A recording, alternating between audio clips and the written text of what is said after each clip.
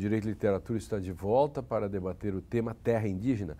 A perseguição aos povos indígenas não é novidade no Brasil e remonta à dizimação provocada pela colonização portuguesa. Recentemente, o critério do marco temporal pode levar 1/3 da população indígena a ser privada de seus territórios tradicionais.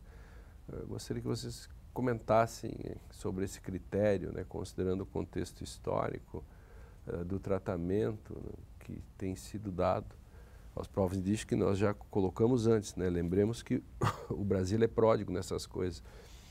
Ele fez um Código Penal de 1890, antes da Constituição de 91, para tratar a questão dos ex-escravos como uma questão penal e não como uma questão social. O resultado disso, todos nós sabemos e se queixam hoje, né? Quando nós tratamos as coisas. E onde foi que nós erramos com os índios?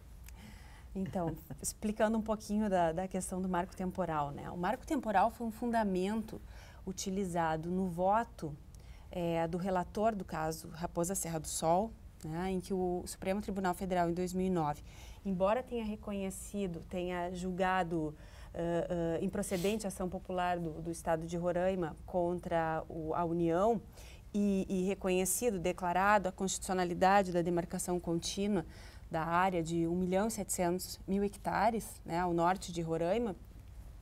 Nesse voto, além da tese do marco temporal, foram estabelecidas 19 condicionantes para a utilização das terras.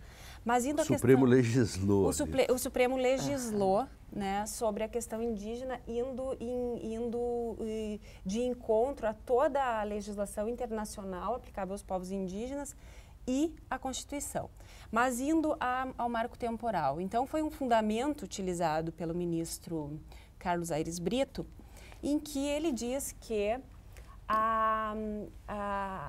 para que uma terra indígena possa ser demarcada, é preciso que haja a efetiva posse, a efetiva ocupação daquela terra no dia da promulgação da Constituição, ou seja, 5 de outubro de 1988. Tá? Quer dizer que se eu sou poceiro, tivesse uma lavoura ou dentro do território indígena no dia da promulgação da Constituição, esse seria o marco temporal? Esse seria o marco temporal. E eu poderia ficar com a terra? O que acontece, Lênio? A realidade dos povos indígenas é a seguinte, para diversos povos indígenas, especialmente povos guaranis kaiowás do Mato Grosso do Sul. Essa é a questão que se aplica a praticamente todas as terras. Os índios sofreram, né, dos anos 40 aos anos 80, um processo de expulsão das suas terras, um processo de remoção forçada das suas terras e envio para reservas indígenas, né? Ou então expulsões, mesmo a bala, né, e foram retirados das suas terras. O que acontece? Eles passaram a viver nos arredores dessas terras ou nas reservas perto dessas terras, trabalhando como peões ou coisas desse tipo. Em 1988, com a intensificação do movimento indígena, com reconhecimento na Constituição, os povos indígenas começam um processo de retomada das suas terras, exatamente pelo critério, né, da relação espiritual, da relação sacra que eles têm com essas terras. É aquela terra e não é outra. Sim, né? claro. E aí o que acontece? Em muitos casos, os índios realmente não estavam na posse civil dos seus territórios na data da promulgação da Constituição. Aí tudo bem, o ministro Aires Brito cria então a exceção, que é o renitente esbulho. Se os índios conseguirem comprovar que houve renitente esbulho, então não se aplica a tese do marco temporal. Acontece que o ônus da prova recai sobre os índios. Os índios têm uma tradição oral, os índios não têm provas, né, documentais de que isso aconteceu, primeiro porque eles eram tutelados, né? Eles eram tutelados, vivia-se um contexto de ditadura militar, né? E eles não tinham nem como judicializar uma demanda, que é um dos critérios que o STF exige para comprovar o esbulho renitente. Então, somando-se a isso, os processos de anulação de demarcação de terras indígenas não contam com a participação das comunidades. Quem é réu nessas ações é a União, que é a proprietária das terras. Claro. Então, os povos indígenas, muitas vezes as comunidades indígenas, eu tive a oportunidade de visitar 2 no Mato Grosso do Sul, cuja demarcação das terras foram anuladas, eles nem sabiam que os processos estavam tramitando. Eles não são nem partes no processo. Não tem nem como provar que foram esbulhados ou o que seja, né? Então, essa é a tese do marco temporal que o STF utilizou, né, no caso Raposa Serra do Sol, e que agora vem sendo aplicada pelos tribunais regionais federais para anular diversas demarcações de terras indígenas, mas é uma significa, discussão... a minha pergunta, então, anterior, tinha sentido, Sim. no sentido de que o marco temporal serve para os dois lados. Serve para os dois lados. Na verdade, o marco temporal serve para legitimar, né, sob essa perspectiva, a posse dos não-índios que estavam nas terras indígenas. E por isso, então, se eu estou certo, então, para o nosso telespectador, por isso, exatamente com base nisso, é que alguns tribunais anulam atos administrativos do Poder Executivo, que demarca, e porque antes, como já o não índio estava ocupando, ele tem... O índio não estava ocupando, então o índio não tem direito porque ele não estava na posse efetiva. Ele não estava na posse efetiva. Dia 5 de outubro de 88. E ele não estava na posse efetiva porque anteriormente ele havia sido tirado, ou por grilagem, ou por uma série de razões. Então, é uma bola. Mas você vê, o atravessamento de todos esses direitos está... quem passa ali é o conceito de propriedade. É dizer, o Estado que é o dono da terra, ou é o poceiro que é o dono da terra. Alguém tem que ser o dono da terra. É um conceito de dono, de meu, teu, e que exclui o outro, né? Sem nenhuma compreensão política de um território que é nosso, por exemplo. Sabe? Que é de uso coletivo, que é de preservação do planeta, que é de comunidades que vivem assim. Não nos vamos morrer de fome porque não tem a determinada plantação de arroz. Claro. Eu queria só lembrar que o Alcir Cheuich, num determinado momento do romance de Sepete Araju, ele vai dizer também que eram nos salões da Europa, portuguesa e espanhola, que se jogava o jogo das terras indígenas. E aqui a gente tem, de alguma forma, foi no Supremo, ou enfim, nos altos escalões da política brasileira, que também se joga a questão da posse da terra indígena. E depois eu quero fazer uma pergunta, assim, como que o telespectador, digamos assim, mais conservador poderia fazer com relação, por exemplo, a quantidade de terras, o número de índios e a questão das riquezas naturais. Mas você ia falar uma coisa antes, eu gostaria que respondesse agora ou depois a essa questão que é toda a discussão sempre vem essa. É só você ver os deputados, por exemplo, que tratam. Você sabe bem, deve lidado com isso, qual é o argumento, né? Sim. E eu acho que esse também é um momento de aproveitar isso, né? Exato. Então, são duas questões aqui. Por exemplo, a questão do marco temporal, por exemplo, o ministro Gilmar Mendes defende a questão do marco temporal para evitar o que ele chama de síndrome de Copacabana.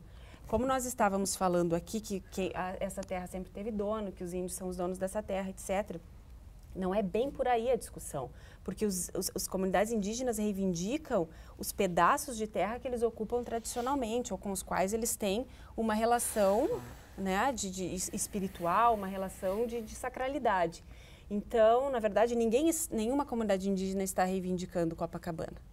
Né? Os índios não estão reivindicando a totalidade do território nacional. Isso, exatamente. Eles estão reivindicando as terras que eles sempre ocuparam e que lhes foram retiradas por processo de colonização do Estado, né? Ou grilagem.